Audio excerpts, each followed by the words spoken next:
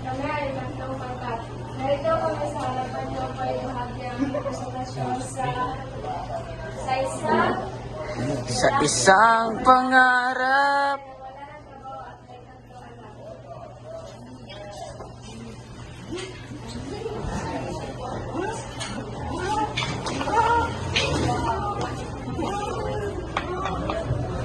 Isang gabi, si Mang Tanya ay nag-isip kung paano buhayin ang kanyang tatlong anak matapos siya matanggal sa trabaho.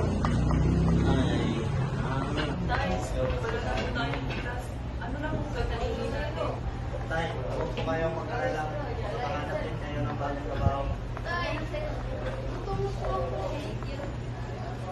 Kumain na.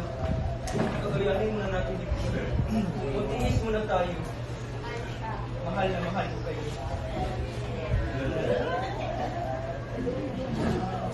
Yayat ba yun, ha? Napuntasan, dumating ang isang kaibigan ni Mang Tanya na si Maru. May dalaing tumatong isang babago na kanyang kapalaran.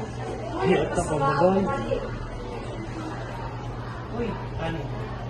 Puta. Malaking pera na. Mario, Mag-auyaw yun ba? huwag ka na magtanong. Basta dalhin mo. Sigurado, mabuhusog ang anak mo. Alam ni Mang Tanya na masama ang alok ngayon.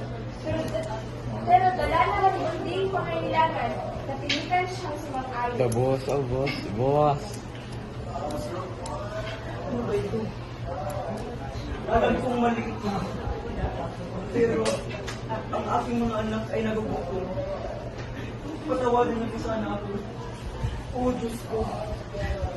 Ano ba naman? Nagtungo si Mang Tanya kay Boss upang ibigay ang bata. Boss. Boss. Boss. Bembang tayo, boss.